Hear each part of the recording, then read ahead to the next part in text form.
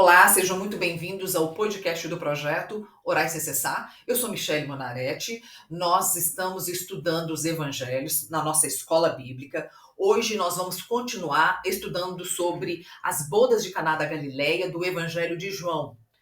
Eu comecei na semana passada a primeira aula, o primeiro estudo. Nós vamos continuar estudando sobre as bodas de Caná porque eu tenho recebido muito pedido de oração e aconselhamento sobre casamento.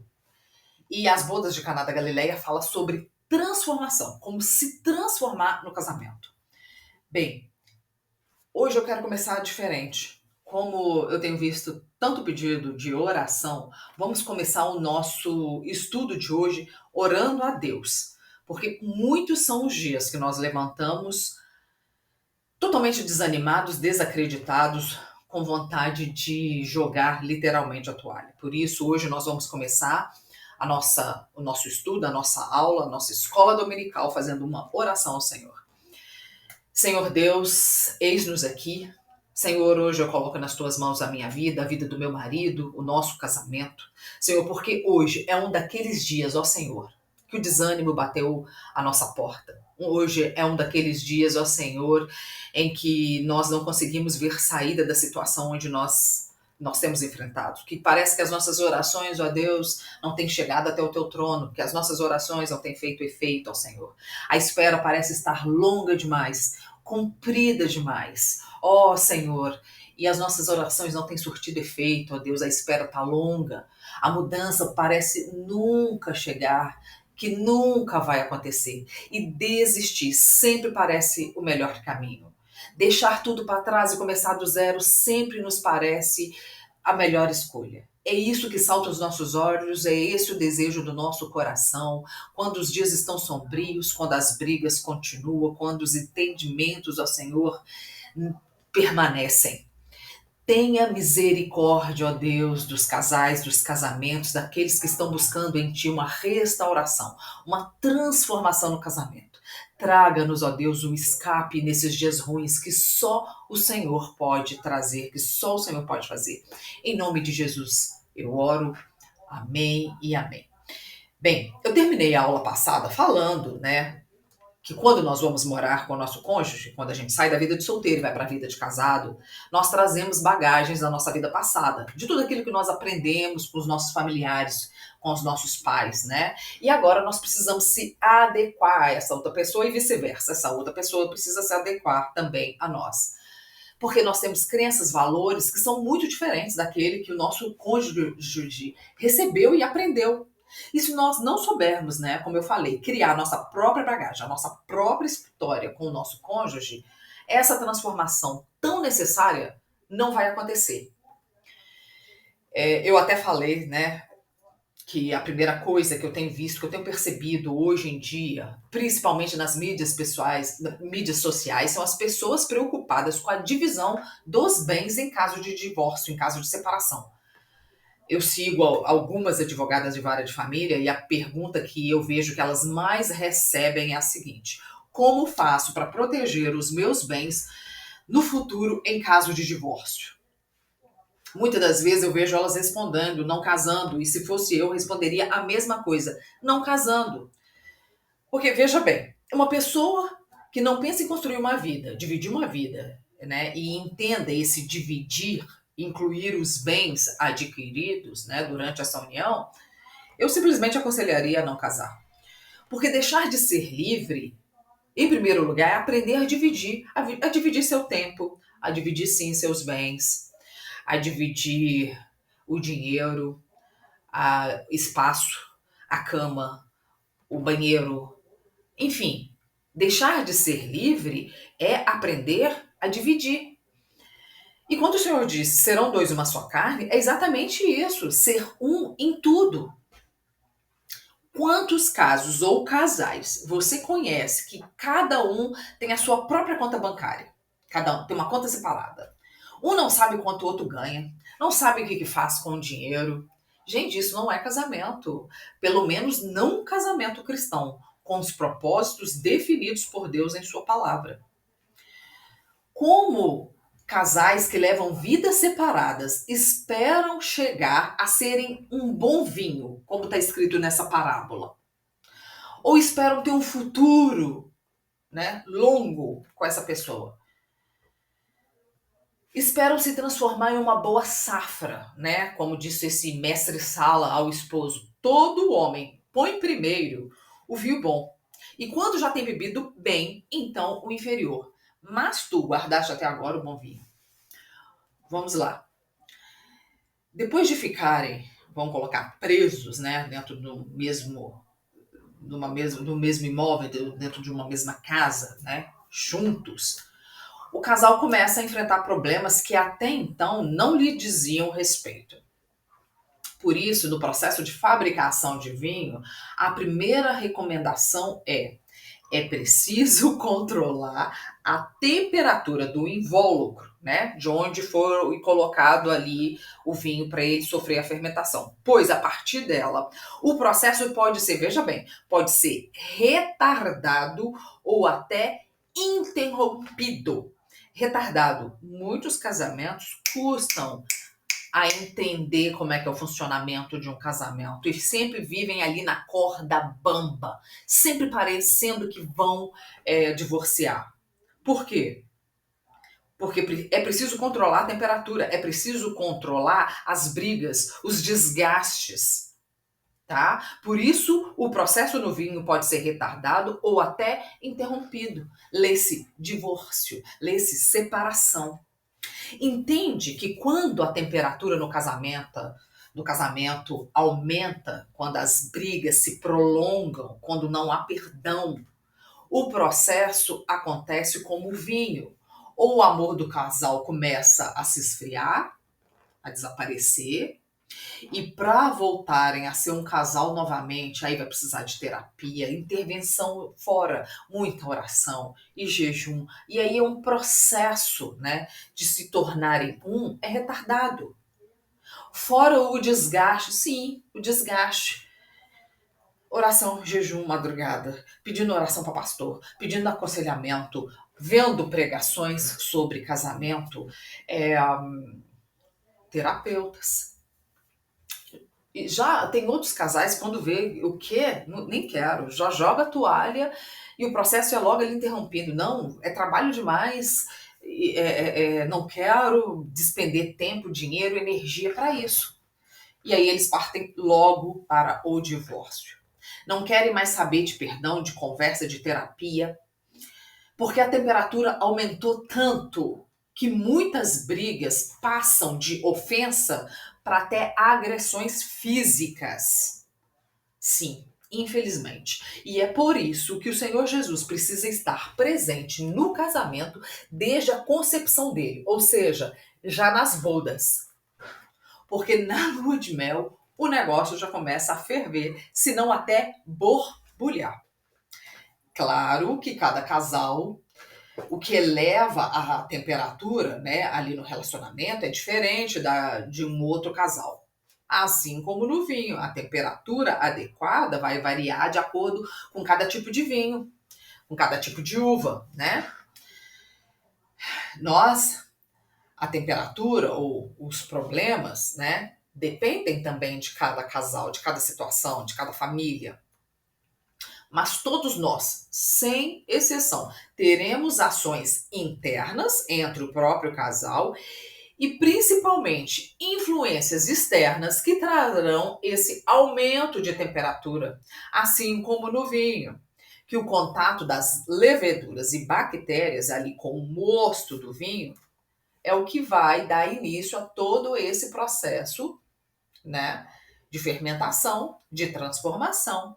E no nosso caso vai depender, né, claro, de cada casal, mas o financeiro, o espiritual, familiar, às vezes política, crença. Gente, até futebol, eu já vi casais se separarem e brigarem, até recentemente aconteceu um marido que matou a esposa porque ela gritou o nome do time dela quando o time dele estava perdendo, enfim.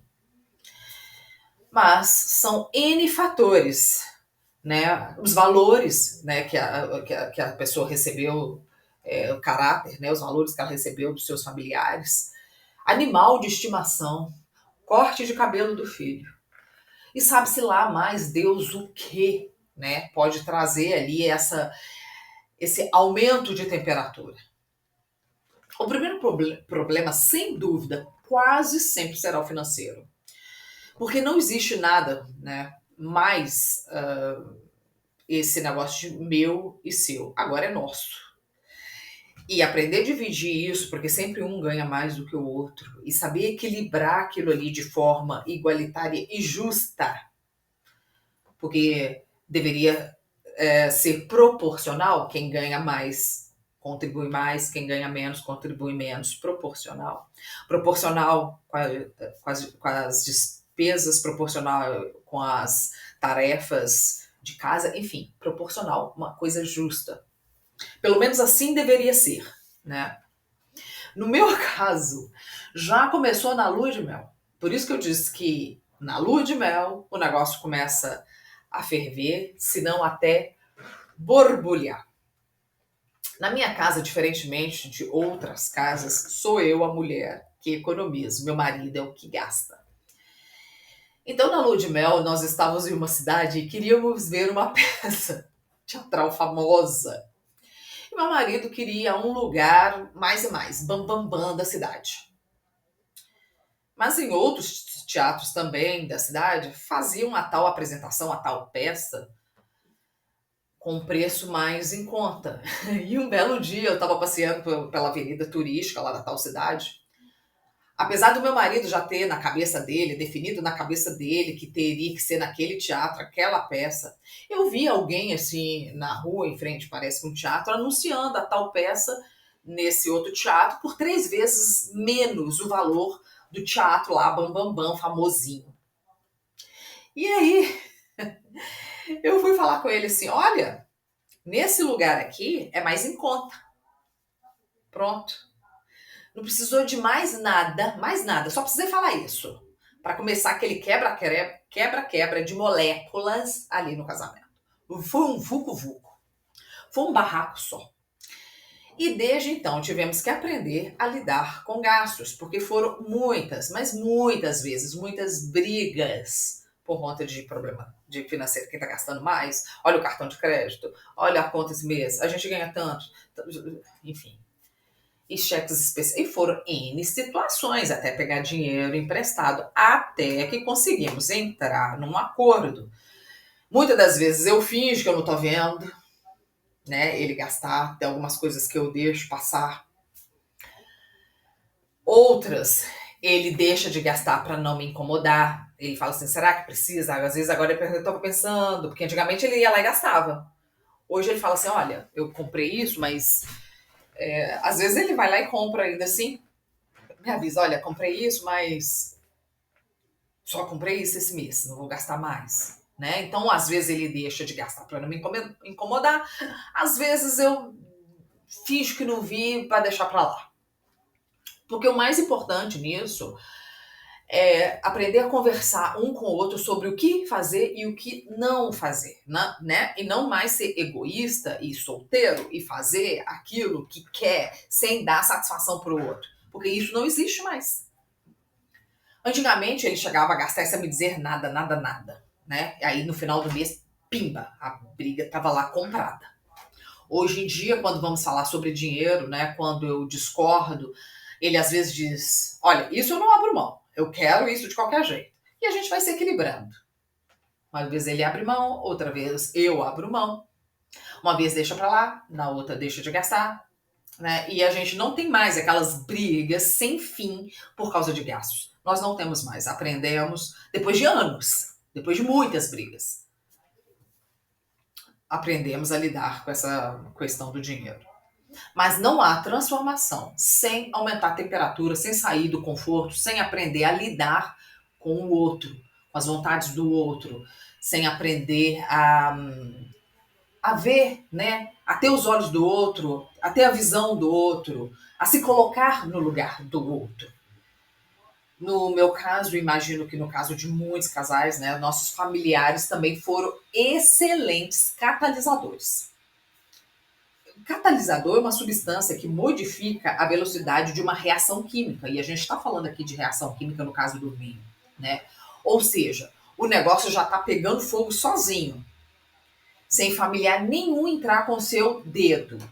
Mas depois que eles entram, aí o negócio não só pega fogo, como eles conseguem jogar gasolina e colocar os bombeiros de greve para o negócio cair mesmo. É para dar incêndio.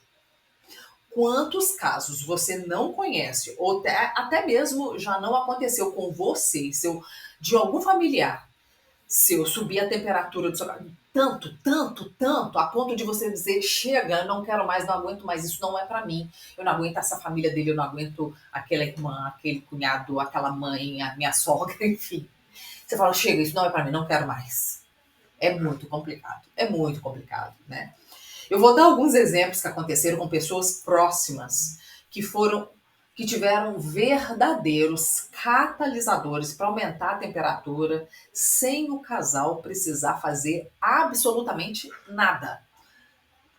Tem hora que a confusão é tanta que você pode só ficar sentado olhando. Uma amiga bem conhecida, né, ela é amigona da minha irmã, ela casou. E esse casal resolveu comprar um terreno numa cidade do interior para fazer um sítio. E onde, infelizmente, o sogro dessa amiga da minha irmã já morava, né? Então o marido quis comprar lá um terreno próximo da casa do pai. Começaram então a construção do sítio, fizeram uma piscina, eles tinham animais de estimação. E um belo dia esse casal saiu de viagem. Deixaram a chave com o sogro para que ele pudesse ir lá dar uma conferida no lugar, já que eles, né, moram na mesma cidade, dar comida para os animaizinhos lá, né, dar uma geralzinha lá. Quando esse casal volta de viagem de férias, o querido sogro tinha construído um espaço para ele lá também no sítio, um quarto, um banheiro, né, subiu lá um quarto, um banheiro, um galinheiro. Além do quarto e banheiro, ele colocou um galinheiro, uma cozinhazinha lá para ele, para sua esposa, e amigos e parentes pudesse aproveitar a piscina também. Colocaram o galinheiro lá no sítio, como se fosse dele, assim. Porque eles também gostam de criação, claro, sem perguntar ao casal, né? E aí, quando esses pombinhos chegaram de viagem, encontraram a piscina deles lotada de convidados dos sogrinhos. Quando eu soube dessa história, eu juro que o meu coração já começou a palpitar. Eu nem conheço ninguém desse povo assim, né? Eu sou amiga da minha irmã, mas eu imagino essa amiga da minha irmã. Meu Deus do céu. Que briga que esse casal não deve ter tido.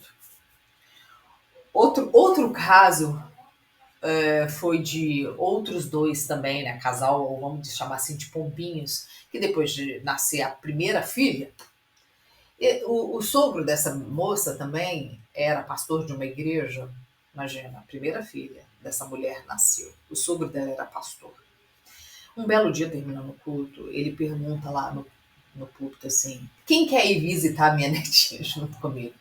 Você acha que ele perguntou para essa menina, essa mulher que estava recém, né, ali no puerpério, com criancinha pequenininha, se ela queria receber visita dele e dos membros da igreja? Não, ele levou os convidados junto com ele, lá para casa dela. Ela ainda teve que recepcionar um monte de gente com um bebezinho pequeno.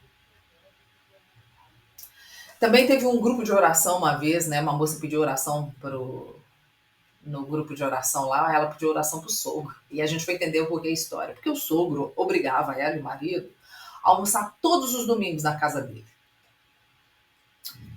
E um belo dia ela falou que não queria ir ao almoço. Pois o sogro dessa moça foi pessoalmente à casa dela, né? Casa dela, do filho, mas dela. Tirar satisfação com ela dentro da casa dela. Por que ela não estava querendo ir almoçar na casa dele? Porque era a tradição. E deu um esculacho nela lá, uma confusão dentro da casa dela. Sem contar os casos de sogra, que eu não vou nem mencionar aqui, porque senão isso aqui tinha história, sabe-se lá Deus, Para quando? Até quanto, né? Quantos anos a gente vai continuar aqui só contando história? Essa prosa aqui não vai ter fim, né? Deus do céu, eu fico pensando, Deus do céu, é muita transformação para pouca uva, se você parar para pensar assim. Você tem que transformar demais. É muita gente, é muita coisa externa dando pitaco na sua vida. Enfim, na próxima aula, eu não quero estender muito as aulas para ficar bem esclarecido, né? Essa questão da transformação de água para vinho e para que você possa começar a colocar em prática em seu casamento essa transformação. Espero você na próxima aula. Nós vamos fazer ainda, muito provavelmente, mais umas 3, 4 aulas, falando bem pouquinho, bem explicadinho, para que você possa acompanhar cada uma dessas aulas. Espero que Deus abençoe o seu casamento, te dê uma visão do reino dentro do seu lar, que você possa, em nome de Jesus, convidar ao Senhor Jesus para estar no seu casamento. Que você possa ter consciência para honrar e respeitar a aliança que você fez com seu marido ou com a sua esposa na presença do Senhor. Peça também, em nome de Jesus, né, que o Senhor venha cumprir aquela palavra de Efésios 5, que fala que o marido deve amar a esposa como ele ama a si mesmo, que a esposa precisa respeitar o marido, que vocês dois sejam uma só carne, assim como o Senhor ensinou lá no livro de Gênesis, que vocês possam crescer, amadurecer no relacionamento de vocês. E que o seu matrimônio venha cumprir com todos os propósitos que já foram designados por Deus desde a fundação do mundo, em nome de Jesus. Em nome de Jesus. Amém e amém. Espero vocês na próxima aula. Fiquem com Deus.